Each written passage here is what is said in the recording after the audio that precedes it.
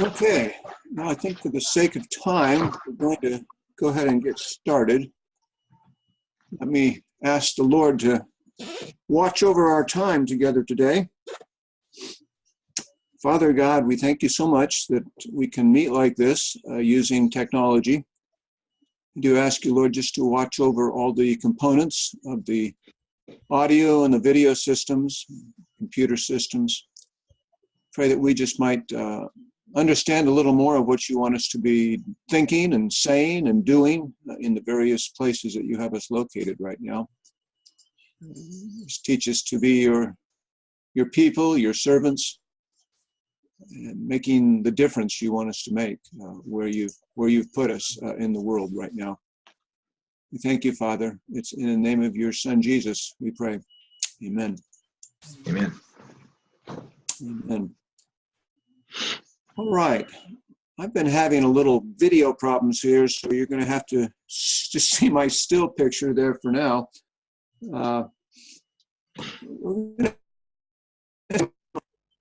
Research chapter today. And let me just answer questions yet before I start, on the PowerPoint presentation. Anything that comes to your mind yet that you've been dealing with as you've been going through the other parts of the proposal chapters?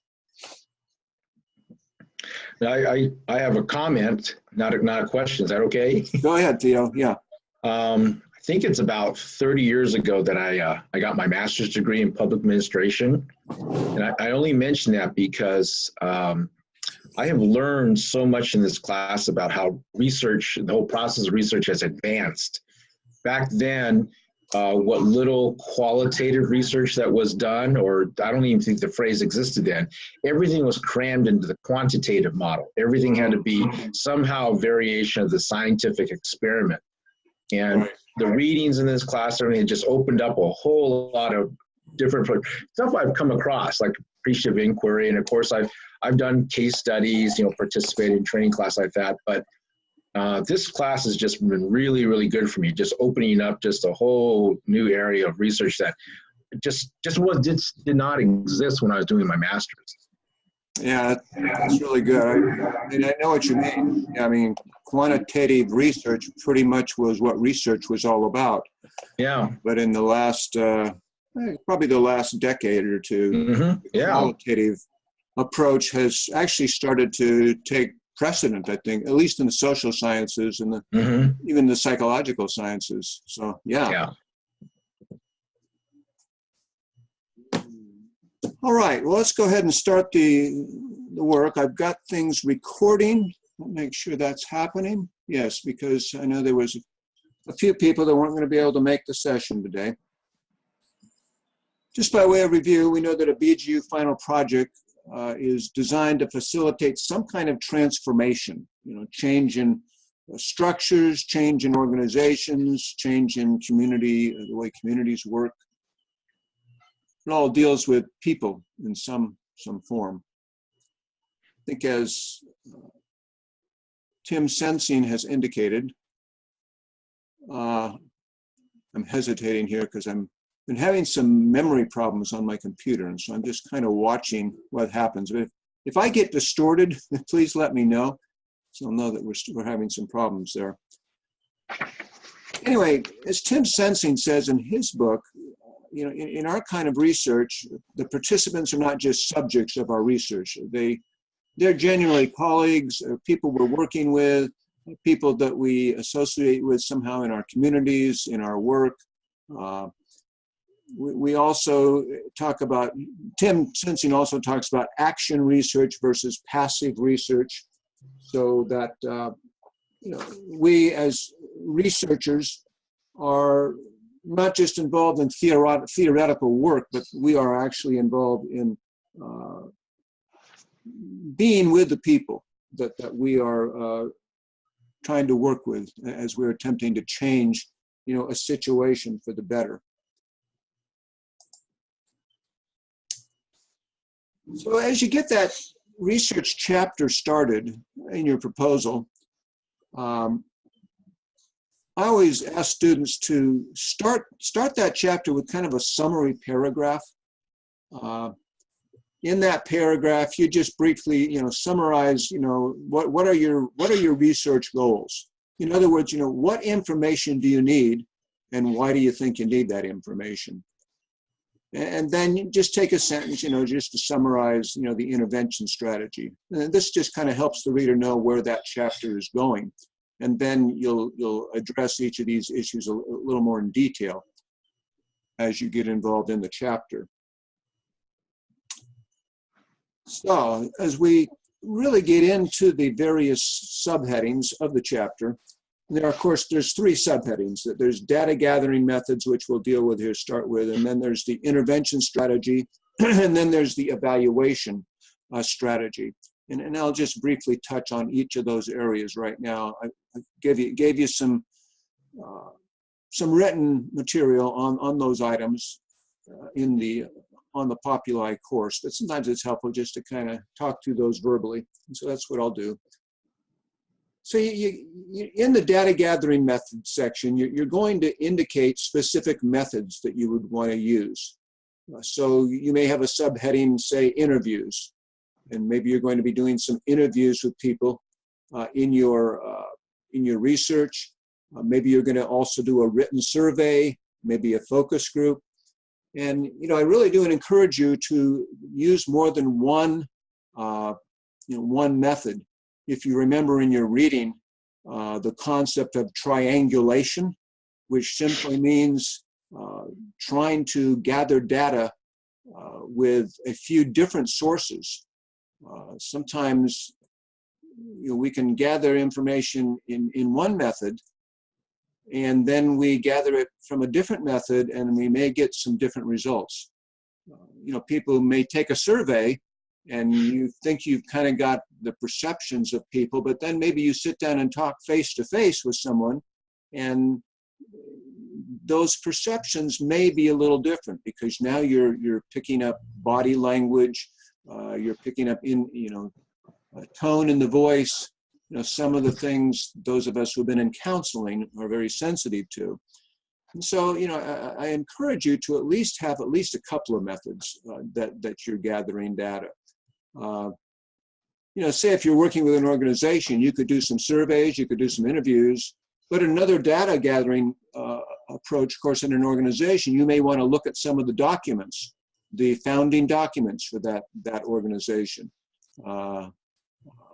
Their value statements, their mission statement. And so again, that's another valid form of collecting data. If you're dealing with a community, we have a context chapter, and so as you try to understand that community, its demographics, some of the issues that are unique to that particular community, all those are forms of data gathering as you're dealing with a particular problem. So you'll indicate specific methods in this data gathering section. Under each method, and I'd really, I would encourage you to, use subsections within the data gathering subsection and label each one of those subsections as a particular method you're going to use. So then for each method, again, indicate the purpose of that particular method. Again, why do you need the data that you're going to gather through a survey? It may be the same as for an interview, but just start each one of those subsections with that.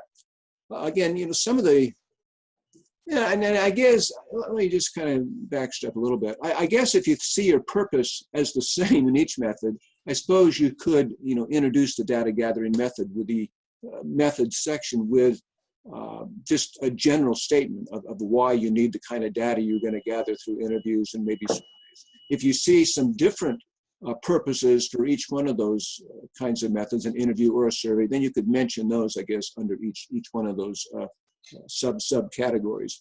But some of the purposes, we're trying to understand the perceptions of people that are experiencing the problem that you're dealing with.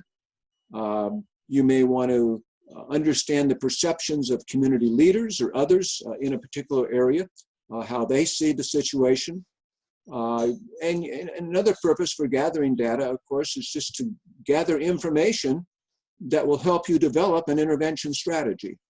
So, those are just some purposes that come to mind, as we're thinking about the particular purpose for data gathering methods. Okay. Also, for each method that you maybe are going to summarize here in this chapter, you want to indicate the anticipated sample size, okay, for each method.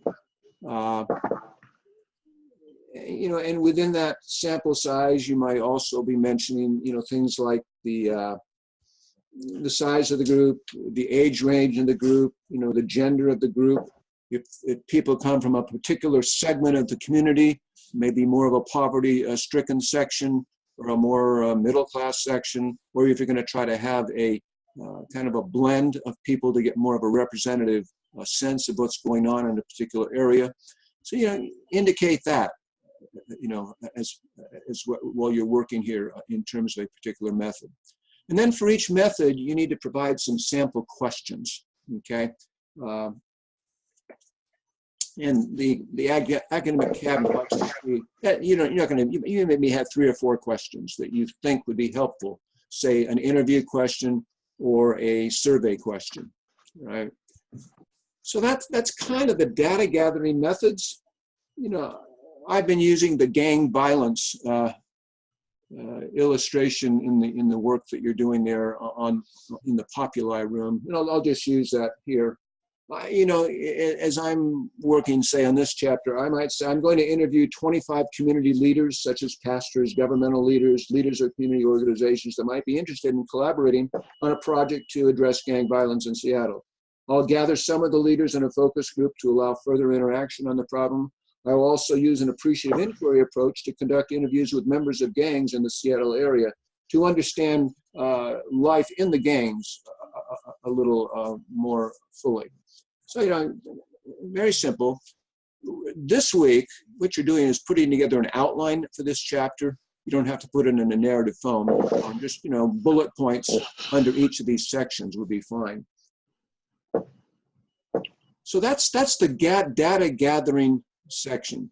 In a few minutes, we'll talk about, qualitative versus quantitative and some other concepts that you've probably read about, but I'll just kind of summarize those as we're looking at this. Any questions on this data gathering method section so far? Dr. Payne, in terms of randomness, yes. For my project, I have a situation where you probably need to be aware that if somebody has attempted suicide, it's against the law. So actually getting to talk about their story can pose a problem. So I'm looking at how to make my my research as random as possible in terms of selecting, knowing that only some people will be prepared to talk about what has happened. So I have to bear that in mind. I guess having a statement saying just that should cover it, but I just wanted to let you be aware that not that I have a whole group of people to choose from, but I still want to have that randomness somewhere along the line. Right. For you, of course, and part of the ethics of any research is that we maintain anonymity at all costs, unless we have absolute permission from someone to reveal much of details of their situation. One way, and for you, say if you're trying to understand causes of suicide, if you have opportunity to interview some folks that have actually attempted suicide, you'll be able to at least gather some themes. And then basically what you're doing, you're just kind of, say, giving a table or something that would help a reader understand what are some of the general causes of suicide. And so you're not going to be revealing people's stories per se. That's one approach. Another approach to research we'll talk about here in a moment, it might be helpful to your situation, is called a narrative approach. Where in that method, you gather stories of various people, but then rather than telling people's stories, you develop a composite story. which gives a representative model of what a typical person that is contemplating suicide, what that typical, the typical characteristics might look like. So when you do that, you're taking people's stories, you're then looking at the themes in those stories, and then developing a composite model. And thereby, so you've got a few different levels away from the person's original story. Now it's contained in a composite narrative. Does that make sense? Sorry, it does make sense. My only question about that is in terms of how much meaning I'm going to be giving to that. Because after all, the stories are really meant to come in such of a way that a theory can be formed at the end of the process. So if I were to make this model, this composite story into a model to be used, I want to make sure that my meaning that I've put on this doesn't affect really what's been happening to the participants. Right. Well, like I say, I'm just thinking through a composite model.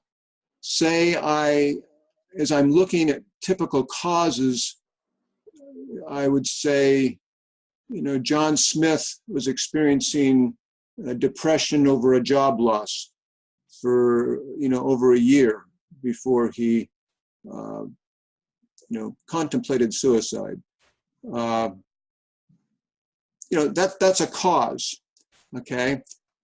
And of course, depending on, where you want to go with your particular model, if you're going to try to develop a model, say we're looking for symptoms that an employer or a counselor or someone else that's having contact with someone, we're going to try to develop a composite model of symptoms that might be observable, okay? You would want, as you're working with your composite narrative, you would have that in mind. You would be thinking, okay, what observable characteristics are coming out of these particular stories? Okay, this person was feeling depressed.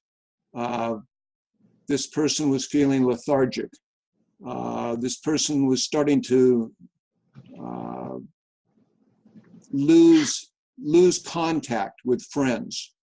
And you'd need, of course, the way you design your questions or your interviews, you would design it in such a way that you're trying to elicit some of these observable signs that the person, that person may not really understand that, but you're going to ask questions like, how are you feeling? What did you feel like you were maybe starting to drift away from some of your friends during this time? So you'd be developing questions, say, that are going to be bringing forth some of the observable characteristics that are being exhibited by that particular person. Then, as you're pulling together a prevention model, you are looking for characteristics that you could put into that model for, say, an employer or a counselor could begin to look for.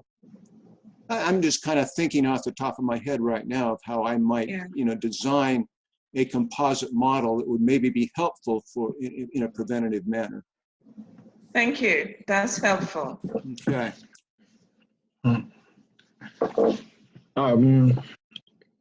Joanne, I just a couple thoughts off the top of my head. One, which is that if your goal is to extrapolate from your sample, in other words, then random sampling I think would be very important. But if, like, for example, the fact that it's illegal to attempt to commit suicide, that's going to make it difficult to get a random sample. Then maybe you have to think about what you want your goal to be, since you can't random sample. In other words, you won't be able to generalize from that sample. And so I guess I'm kind of saying exactly what Dr. Payne said, just in a different way as I'm thinking this through. Because with the work that I'm doing, I guess one way to describe it is after this week's reading is that I'm going to take an appreciative inquiry approach with a certain number of leaders of Filipino NGOs with a series of surveying questions about, their thoughts on systematic violence, its impact on their work. And I'm starting to think that maybe one of my outcomes, since it's not random, it's certainly selective, my sampling group. One of the outcomes for this would be maybe they help me develop actually case studies in this area that can then be used with other Filipino NGOs to try to wrestle through how do we deal with systematic violence. So I'm not going to be able to generalize in any way, shape, or fashion, but I think I can come up with some tools like some case studies out of this where they'll look at it and go, wow, that would be really helpful for us to figure out how we want to respond to systematic violence. So that's what I'm thinking now. Yeah, thank you, Pierre. You're welcome. Thanks. Yes, mine is a little different because it can be random in the sense that somebody will choose for me in a way that I don't have to say I want this or that one, but somebody will go into that population and make a selection for me. So it will come to me as random. But good. Yes, I do hear, and I'm working on it. Yeah. I'm working to make it as random as possible. Yeah. But thank you so much. Thank you. Okay, we'll keep going, and as we keep trying to apply these thoughts to our projects, that'll be my goal. We talked about an intervention strategy. Again, that section. Again, you'd indicate how you're going to use the collected data to develop the strategy. Okay, and then you're going to indicate, steps to design an intervention strategy. Are you going to need to do some planning sessions with people? I'm thinking, say if I was going to do a consultation in the city of Seattle on gang violence, we'll use my thought again. I may decide that I need to, first of all, have some planning sessions, and I would maybe design what I'd like to cover in that planning session. I'd then need to recruit some leaders who could join me in helping to put together that kind of a consultation event in Seattle. I might want to visit some of the organizations in the area, trying to understand how different people are, how the issue of gang violence maybe is affecting anything in their organization.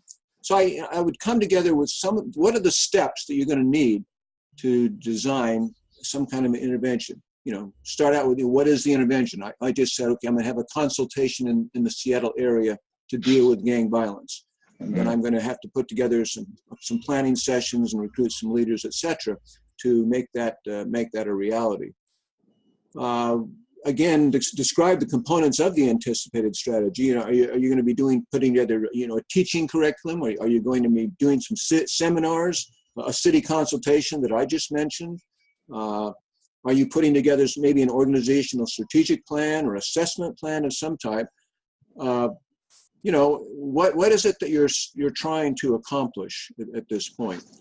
And then try to indicate a location or who you think might participate in this event or this curriculum or this whatever you're doing. So each, of course, I'm just trying to give some general thoughts because each, you'll have to think about your specific situation. I'm just kind of thinking, Theo, you're kind of talking about doing some kind of, not sure what it'll look like yet, but it'll be working with leaders, Filipino leaders, possibly doing some kind of training. Your goal is to impart more transformational leadership principles, as I understand it, with those leaders. Good way to put it, yeah. Okay, and of course, your project is looking for ways to help curb violence, okay? Yes. And so all those transformational leadership perspectives, the intent would be that as those perspectives are manifested within leadership styles, that very process can help curb violence because leaders begin to understand new ways of dealing with very tense situations. Yeah. And I'm thinking, you know, from the reading and our just our discussion this morning, that another step that I think I could reasonably take is take all that I learned in those seminars, surveys, interviews I'm planning on doing, and use that information to create case studies that they can use. That's As a good. way of summarizing their knowledge and their experience, and then giving them a real tool they can use. That would be excellent. Yeah, that would be a good use of case studies, just to be able to gather a group of leaders together and, you know, open up a case study and begin to discuss it and see, okay, how might we apply one or all of the transformational leadership perspectives? How would the Baldrige assessment model be applied here as we're looking at the way we are going to deal with this case? You know, and case studies are wonderful. I mean, when I used to teach counseling courses, you know, the majority of a session would be dealing with a case of some type. Of course, we would role play it and do a lot of various techniques to get people to really get involved and try to begin to feel what someone else might be feeling. And then we would try to, you know, step back and become a little more objective and say, okay, what just happened? How could this leader maybe have addressed that situation a little differently? So yeah, case studies would be a great way for you to, I think, to do some training in that model. Okay. So you just made me think that another way I could structure this is sort of a two-step process. I could have a core group of Filipino leaders who I work very closely with, working through them and getting knowledge and information from them, their experience, structuring that in a case study that's built around the Baldrige Excellence Framework, and then taking that back to them and saying, is this useful and where can you now start using this? Right. And that second step could be, when you get to evaluation, going to say, let's say, oh yeah, Althea, we can use this case study with my managers and my INGO, and then I can evaluate that experience and saying, you know, did this case study, was it useful or not? So, okay. All right. Yeah. That sounds like a good approach. Yeah. Okay. Thanks. I'm liking this. Yeah. And Theo, while you were talking, I'm thinking maybe you can have, rather than the second approach, have a control group that will be able to, you can test it out on them. Yeah. So, yeah. Okay. Okay. Thank you. Thank you. That's a good plan also. Yeah, hold on. Right. Let me write that down. Get a control group, because I hadn't thought about that. That might be an interesting way. Okay. And while you mentioned, Joanne, of control group, I'm thinking for the intervention aspect, at this season, many parents are beginning to determine where they would like their children to attend school in September. And so pre-evaluation for entrance into some institutions is necessary. So Dr. Penn, I was wondering if I can use that as one of the data gathering aspects.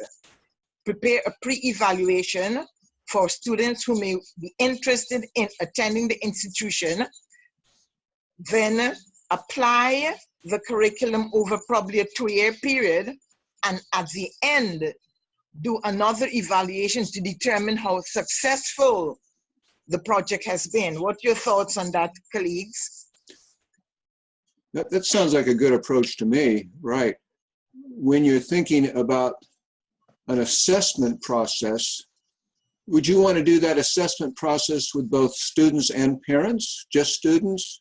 And then what would, you know, and if you were going to do both of those groups, what would be your purpose for each of those? Now, I was thinking in terms of the assessment first, which would be a written activity for the students, whom some may consider to be slow learners, and looking for an institution to attend where you've got to determine what is their level of performance. That's what I was thinking of. Okay. No, I think that would be good. Yeah. And like you said, some of, it sounds like there are assessment processes already in place within the school district for slow learners. Is that true? Or would those be assessment data you may have access to, or would you need to design your own assessment tool? There isn't. I need to conduct my own assessments. Okay. Okay. So that would be good. So again, you would have a target control group that you're using, and you're going to follow their progress over a period of time, doing a pre-assessment, working, pulling that group together and working through a curriculum, and then testing that group again. Because I would suggest, you mentioned 2 years, which would be good, but for the process of the dissertation, you may want to do, a few other phases of evaluation along the way, so that you could at least finish out the dissertation aspect of that, say within a year. Okay. But then you could, at the latter part of your dissertation, last chapter, you would say, I want to continue an assessment process with these students, but for the purposes of this dissertation, for this snapshot, so to speak, of what's going on in this particular group, here's what is happening, here's the results so far. My intention is to continue this assessment process into the future, past the timeline for the dissertation. Thank you. All right, good. Well, I think we're together on what the intervention strategy might look like. There's a third section of this chapter. It's just called evaluation methods. You want to evaluate. First of all, you need to learn what is it that you want to evaluate in this situation. You may want to evaluate, the effectiveness of the data gathering. You may also, you also then need to evaluate the effectiveness of the intervention strategy as of the date of the process of the dissertation. We all realize that we aren't going to get complete results within the time limits of a dissertation. But, we just talked about Joanne's situation. We may want to have some kind of an evaluation of what's going on after 6 months of doing that curriculum. We may want to also then look at the 9-month mark. And so those would be, that would be part of the evaluation that you're using. And then what method are you going to use? Are you going to use interviews? Are you going to use another survey? How are you going to assess what's happening? And then, if you can come up with a few sample questions on to help you evaluate what's happening, that's also would be good to include in this evaluation methods section. So you're just basically evaluating how well the dissertation process is meeting your goals. And how, that was Yvonne. That was Yvonne who asked. Yeah, Yvonne. Hello? Right. Yeah. Sorry, Yeah. Dr. Payne. No, that's fine. Yeah, I was wrong name there. Okay. Is that pretty clear? Evaluation methods? Thank you. Okay. Let's just kind of, in our own minds, and I'll just kind of give you a kind of an overview of these two methods, quantitative, qualitative. And as Theo and I were talking a little while ago, quantitative research was pretty much the standard for research until the last couple of decades, where more qualitative approaches have started to surface and probably even beginning to take precedence over quantitative, at least in some of the social sciences, psychological sciences, and so. But let's just make sure that we're clear on these. A quantitative research approach, it starts with some kind of a hypothesis, a supposition, okay? And then we're going to go through a process to try to test that hypothesis, test the supposition. It requires a statistical method to design a research process. It involves repeatable results through testing, and the accuracy depends on a large enough representative sample. There's a website called surveysystems.com, and I think I put that in your notes. But that you know, if you were going to do any kind of a quantitative study, and I don't think at least what you folks are doing at this point, that would be very much applicable, but you should at least know these concepts. For example, in that survey system site, I could say I'm going to work with a population of 100,000. Say I'm working with a community of 100,000. Say I want a confidence level of 95%. That's the accuracy rate I'm trying to shoot for. The sample size you'd need in a population of 100,000 would be 383 people based on a random sampling, okay? And it's kind of a helpful site. It's kind of a fun site just to play with, just to see, you know, what you would need if you were going to do more of a quantitative study for any particular purpose related to your project. Like I've said, at least at this point, it's been my experience that the quantitative method has been, you know, very limited usage in the DMN and the DTL projects. You know, a sample of a quantitative experiment. You know, an automobile manufacturer has designed car doors to withstand 35 mile per hour of crash. They would need to design an experiment to test that design. And they would have to have a sufficient number of tests to validate that, to see if indeed those car doors were able to withstand a 35 mile per hour crash. That's a quantitative experimental study. When we have elections, you know, basically when we do a political election, that's a quantitative research, right? We put out a ballot. We are sampling the population of a people, and as we look at that, you know, people vote, and we have those people who win the elections, and that was a quantitative study.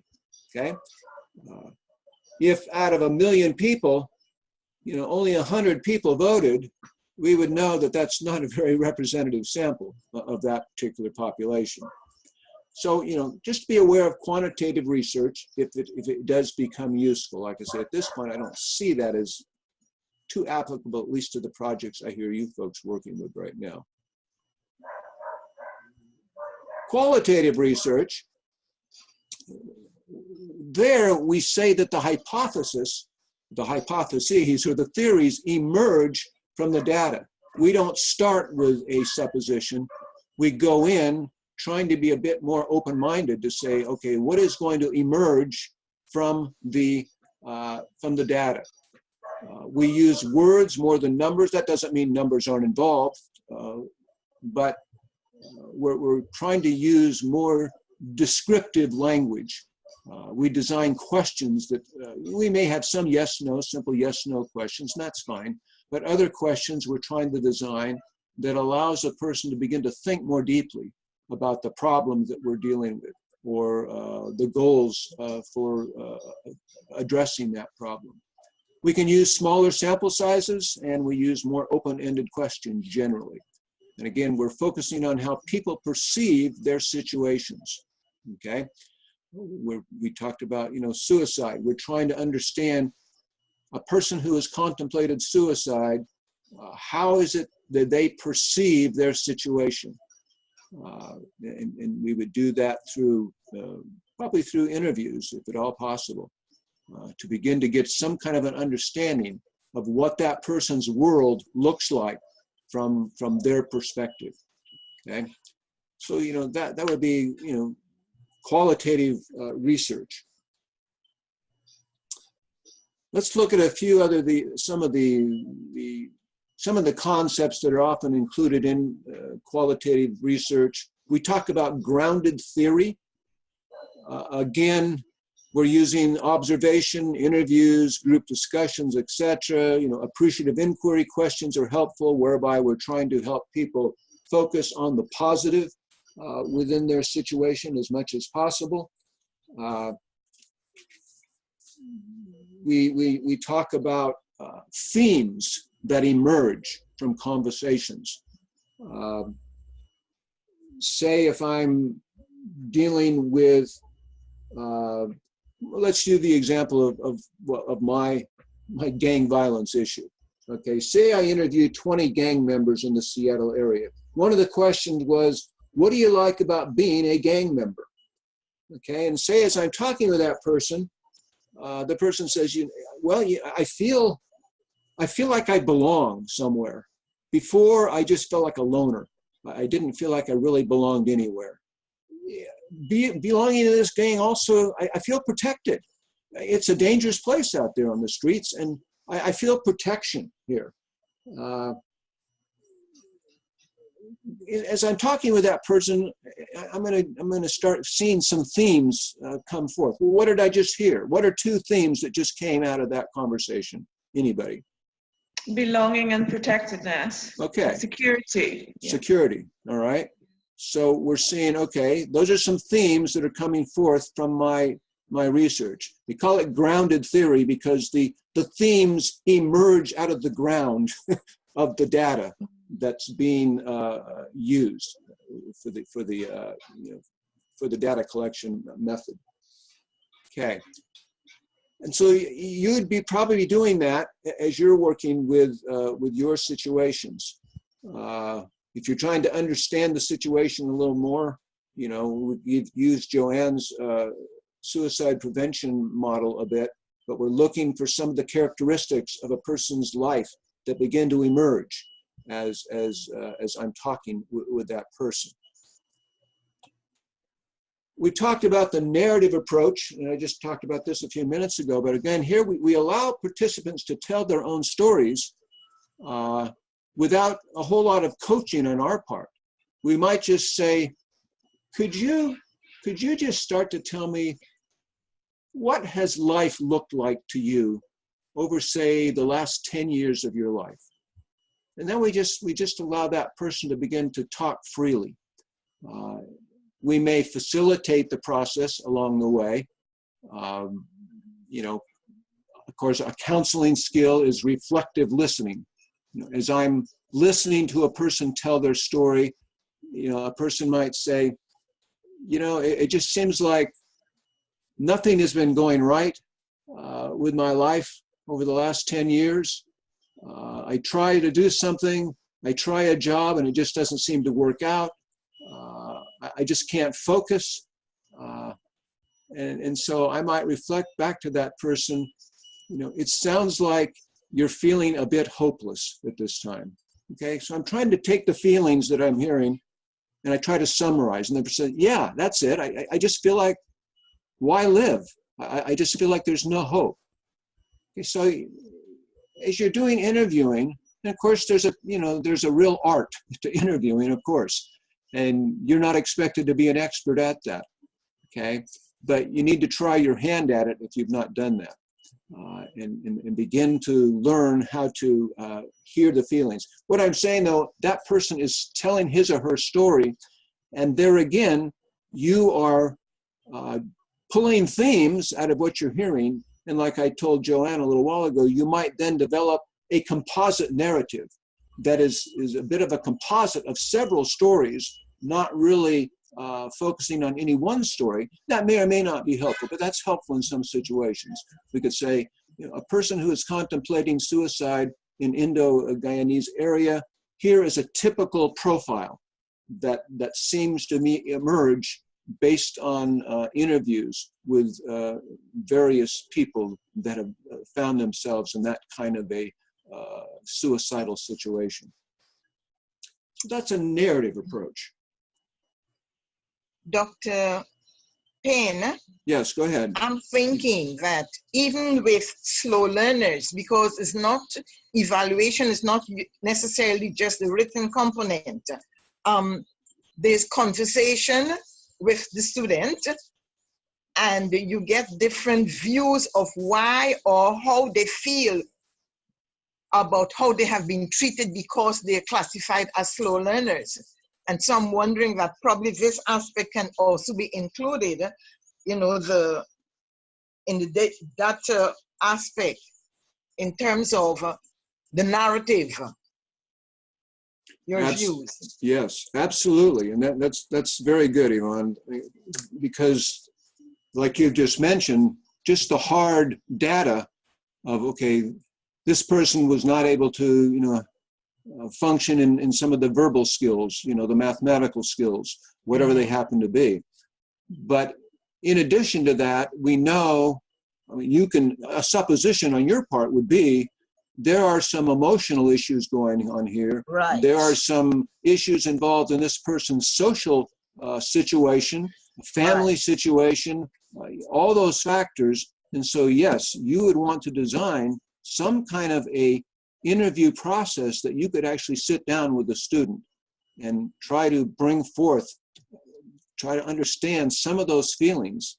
And then you may see some common some common characteristics that come forth as you are involved in trying to, train teachers or other administrators, what needs to happen just even to help this person begin to socialize a little more effectively, which is then going to most likely directly affect his or her academic performance.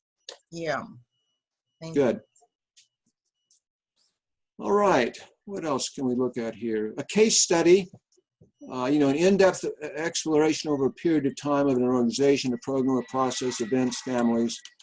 And that sometimes a person will utilize, a case study, say if they're working with an organization, they may look at that organization's life over a period of time, and maybe there'll be, we call them benchmarks. What are some of the success points along the way that we can evaluate if this organization was meeting the goals that they had set out for themselves to begin with. Case studies then can also go, you've just mentioned, Theo, where you might be able to use some case studies. Say you're going to do some, example case studies of some particular violence situation. You're going to, put that into the form of a case study, and then a group of leaders can begin to look at that case and begin to study it, understand it. They may want to role play it, but whatever it is, it's another way at getting at the feelings, the perceptions, what's going on within the context of a particular situation. Okay, there's one other, just so you're familiar with it, ethnographies. Again, an ethnography simply is a really kind of a case study, an extended case study, but it deals with the whole ethnic culture of a specific people.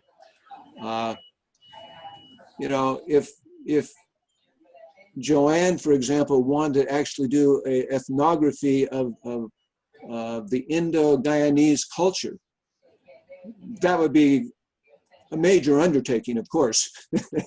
But that would be an ethnography. You might use those pieces of an ethnography, say what Joanne is dealing with.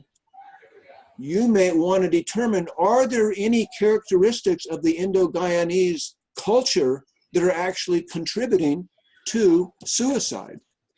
And so, you may not do a full-fledged ethnography, but you may have that concept in the back of your mind as you're seeking to understand the Indo-Guyanese situation, and are there components that are actually contributing to suicide in that particular geographical area. Okay, and again, seeing how people's backgrounds affect problems, etc. So let's kind of move on. Just again, a concept that you should just be aware of. I guess that's the end of that show. Go ahead and stop the screen sharing here for a moment. Bring this back on. There we go. Any thoughts or questions? I think we've kind of been dealing with issues. It looks like Christine, you jumped on board. I'm glad you were able to get on here with us. Yes, thank you. I'm here. Hey, Christine. It's Memorial Day celebration there in your part of the world. Is that correct? Say that again, please. Did you say you're off today because it's Memorial Day celebration? Labor Day. It's Labor Day. That's what I'm looking for. Yeah. All right, good. Well, I'm glad you're able to be with us. Thank you. Kind of talking through, well, since you're on, Christine, let's go ahead and we've been using all of our different projects, trying to understand them And you're dealing with people with disabilities. And as I understand it, where you work, that's a focus of the organization you're working with, is helping people with disabilities begin to function within corporate worlds. Is that true? Well, my organization has responsibility for policies and programs for persons with disabilities overall. But my project is dealing with the employment aspect, ensuring their inclusion in employment, because we've been having challenges in that. Okay, good. So as you begin to think about what kind of information you would want to gather, I think you mentioned, I started to read some of your papers here this morning, and you're kind of dealing with the idea of you would possibly maybe do some interviews with employers who have had good success, for example, with hiring people with disabilities. Would that be one of the components of your research? Yes, yes. Okay. And so you would do that, I would imagine, through some kind of an interview. You'd have a face-to-face interview with an employer? Right. Okay, good. And what would you, if just think about it for a moment. We're all trying to help each other with these thoughts. Mm-hmm. What is it that what information would you want to know from that employer to help you put together the kind of project that you're wanting to put together? All right, since it is that I'm looking at whether or not there is an untapped advantage for corporate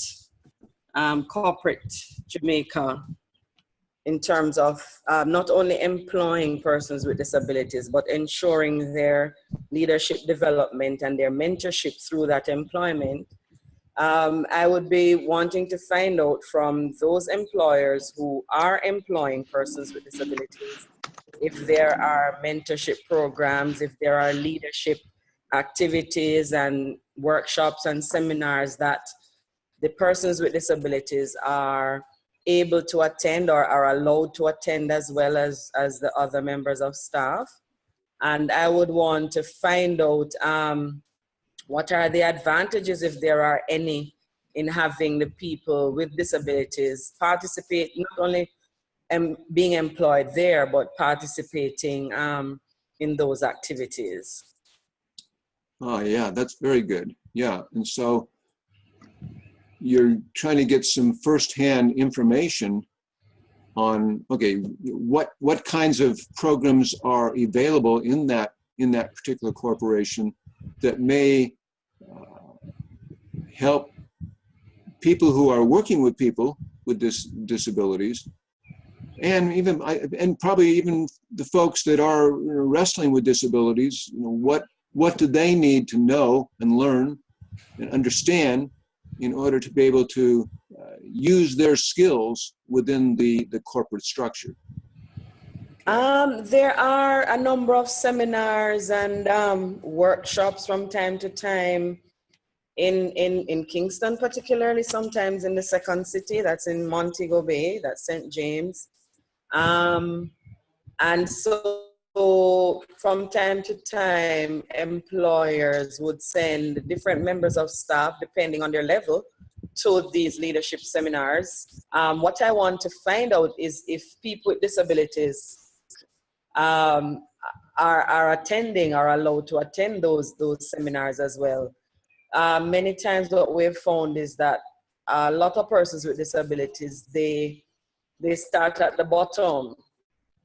And I don't know if it is that they start at the bottom and remain there. So a part of my research is to find out that if they do stay there, and if they start there and are allowed, through their own development and through staff development, seminars and workshops and so on, if they grow through the organization and are promoted, to leadership positions.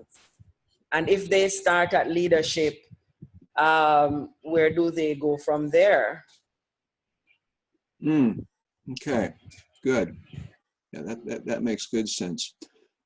For you, as you gather some of this data, how would you want to take some of that information you learn and incorporate that into some kind of a practical intervention strategy that could actually begin to address the issue in some way? I think you kind of talked about, I think you kind of used the word a campaign, basically, to even get information out. So what would that look like? Go ahead.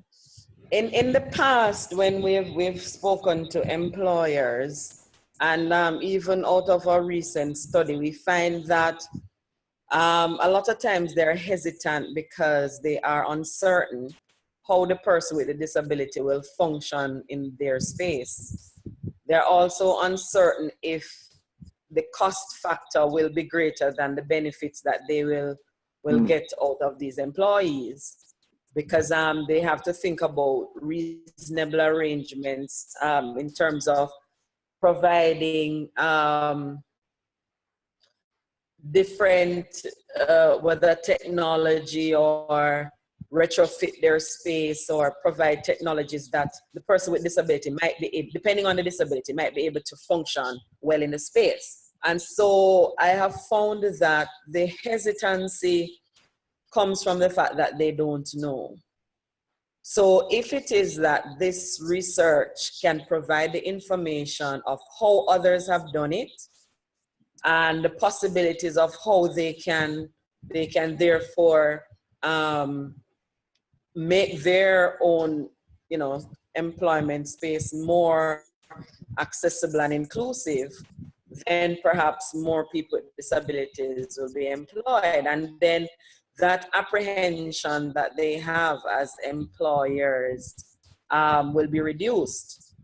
So the information, I'm hoping, will help in a communication campaign, public awareness campaign, communication through various means to different employers through their federations and associations and so, just to help to decrease that level of fear that they have in including persons with disabilities in their workspace. Okay, good. Yeah, so in your case, then the intervention strategy would be some of the components of a communication campaign. Yeah. You'll be looking for ways to disperse that information to employers, potential employers of those people with disabilities. And, so you'll have to determine, is that going to be done in the form of a small booklet, a pamphlet? Are you going to maybe do a seminar or some seminars for employers? And so you maybe just kind of think through what are some of the possible means that you could use to get the information out to those people that are potential employers, right? Good. Yes. As I'm thinking here, because I first thought of doing a DVD, because people will watch a video with real life scenarios quicker than they will sometimes read a book. So along with a maybe employment 101 booklet, I perhaps do that video or see if such a video exists and see how it can be utilized or tweaked or adapted to suit what it is that I want to do. That's an excellent idea. Yeah, I mean, to be able to put together a 5 to 10 minute video, that would even help to possibly motivate an employer to then maybe even read a little more. But of course, you got to do something, quick. You go much past 5 or 10 minutes, and the employer probably won't take the time to look at it. But yeah, to be able to get something, and I mean, if you're able to get, get permission from some employers who would be willing to just kind of give a testimony, so to speak, on that video on what having a disabled person within their employment has meant to them, and maybe even have an interview or two of a person who has a disability and how they have been able to function with that disability within the context of a corporation or whatever it might be. I mean, those kinds of real life interviews on a video would be excellent. Yeah. Okay, good. All right. Well, I kind of think we're getting the sense of, I think, what we want to do here. Any other comments, thoughts that you'd all like to make at this point? Dr. Payne, I have a question regarding my questionnaire. Go ahead. The focus of interviews will be twofold. One with the actual suicide attempters and the other one with the family member survivors. So what I'm wondering is, rather than have two separate questionnaires, if I can have a section or a segment within one questionnaire that could be bypassed if one or the other is being interviewed at the time. I hope that came over clearly. So rather than have a questionnaire for the suicide attempters and a questionnaire for the family member survivor, because they will be telling a story which is slightly different in format than the suicides. The questioning will be different because they're coming, I'm approaching it from the fact that, okay, you've attempted suicide, you're alive, now let's deal with some issues that are happening to you after, as opposed to the family member survivor, which is saying that your loved one or your family member has passed on. What is life like for you after? So we're looking at it from two different perspectives, but to bring the thoughts together into one theory. I'm just wondering if I should be working with two questionnaires or simply use, because there's a lot of background information for each category. So I'm wondering, one questionnaire should be adequate, or do I need to use two? I mean, I can see where, in some ways, one questionnaire could be used. Say if you're just asking, if you're working with the general idea of what is life like after that suicide attempt, and so you want to see what life is like from the person's perspective who has attempted suicide, and also what does life look like from those who are close to that person in terms of family members, etc. You say in that particular situation, I think that would be true. Yeah, I guess not going to really know either. I guess until you would really be, get some data, try to understand what it is you need to know in order to, proceed. And are there some differences in what you'd need to know from the actual person who has tried to commit suicide and from the person who is actually a family member? And I'd have to think through that myself too. Basically, you're going to just probably have to just start writing down, based on your research, what kind of information are you going to need? And I mean, it's fine to do one. If you think you can actually combine that into one survey, you can do that. But you may determine that some of the issues are very different and that you will need two surveys. So I don't think it's something we could actually right now just answer one or two surveys. You're pretty much going to make that determination, I guess, as you keep doing your research in this area. Okay, that's brilliant. I was just thinking in terms of the outline, should I specify that? That's my thoughts. Oh, I see. That I may go either way. I think you could just say that, very forwardly. I'm not sure at this point whether I need to utilize, one or two surveys. I will need to do more research to determine what kinds of questions. You may have a few sample questions, general questions that would apply to both the the suicide, we'll call it that person, the victim, and then the person who is the family member. You may, just for the proposal, you may just have a few representative questions, but then just make the statement, as I get into my research more extensively, I can determine if I'm going to need to develop, 2 surveys, or if I'll be able to, get at the information just based on 1 survey. Thank you. Okay.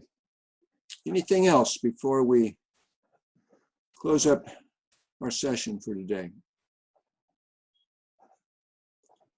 So this week, you just basically need to put together the outline of that chapter, and I'll give you some feedback on that.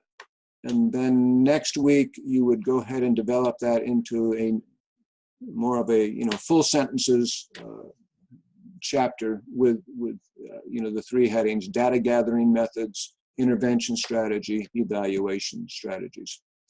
And there again, we're at the proposal stage.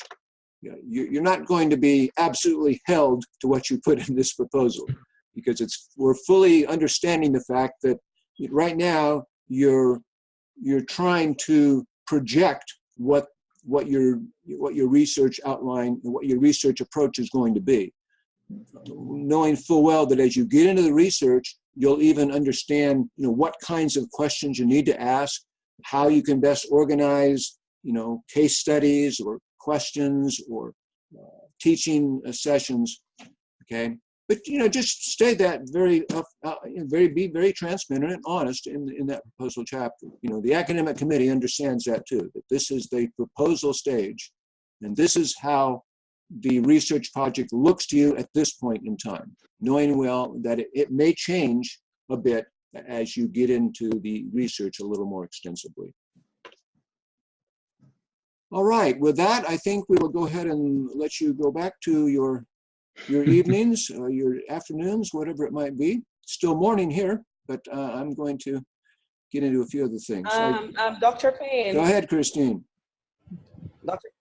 Yes, I think I missed my timing very badly, because I was here waiting on the class to start, I thought, and it was starting without me. But in terms of this entire project, is it expected that after we finish this is what we're going to be taking to draft our thesis, or to do our thesis thereafter? Yes, that is the actual, that's the plan. The proposal that you complete for this class, you'll turn that in, June something. I think it's the middle of June when that's due. But you'll go ahead and have I call it a draft because it's not completed yet. You will fill out the template that you are all using right now to work on the proposal.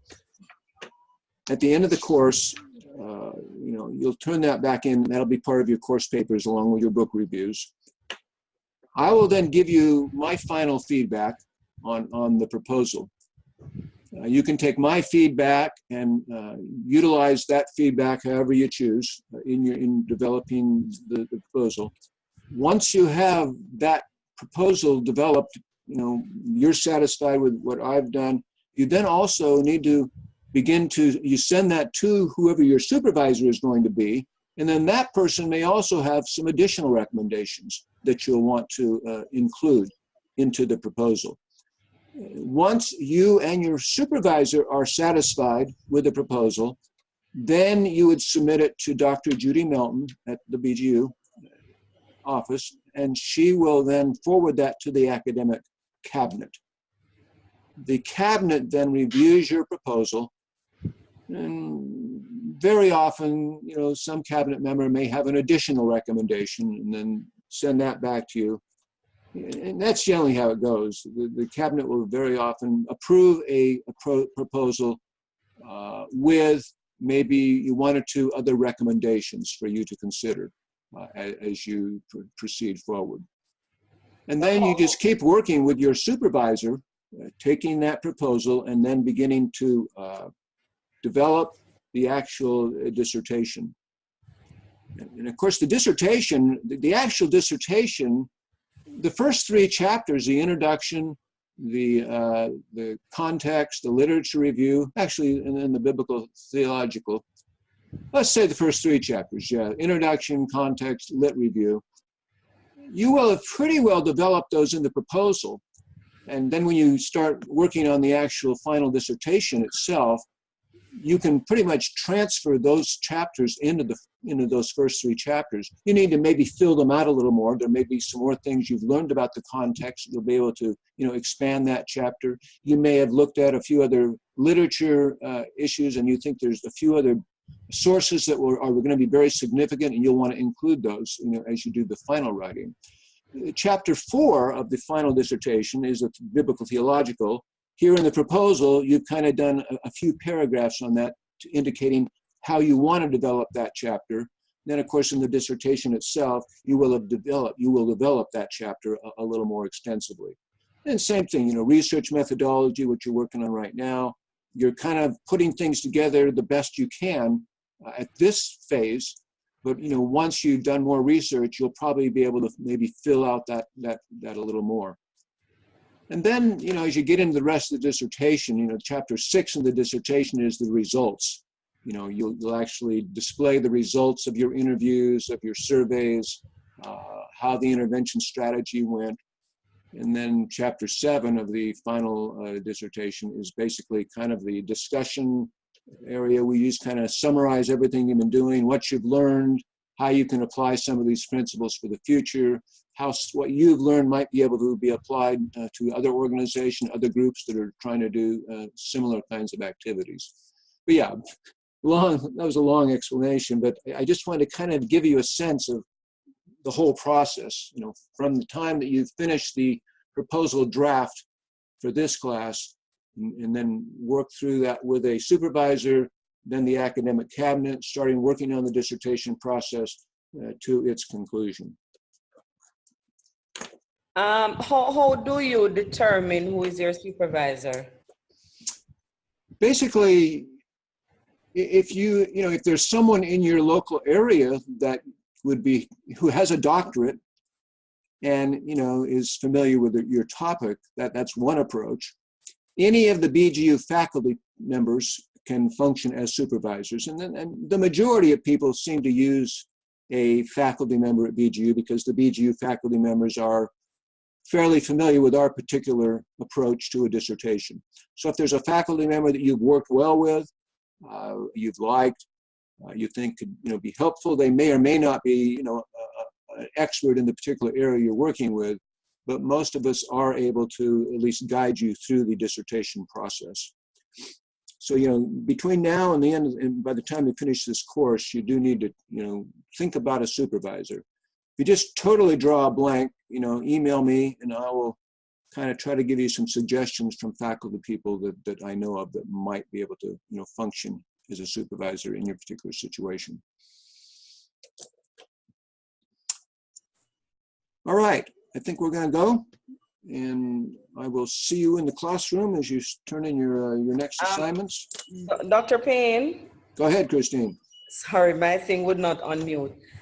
So that person, we have to get in touch with them, or we get in touch with BGU? What's that process? Actually, I suggest that if you say it's a BGU faculty person, their email addresses are listed on our website. I would email that person, just kind of summarize what you're trying to do for a project, and ask them, would you be willing to function as my supervisor?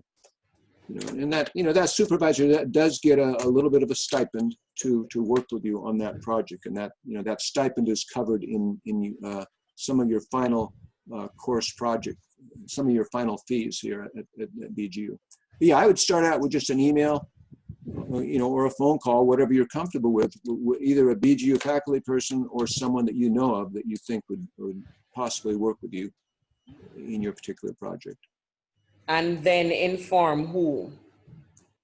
You should inform both me and Dr. Judy Melton so that we can put those in your record. If it's a person who's not a BGU faculty person, Judy will ask for some kind of a resume or a vita on that person, and she just needs that for her student records. Okay. Perhaps after the class has ended, I'd like to talk to you a little bit about the biblical theology aspect. I think I missed that Zoom room if you had a discussion on it.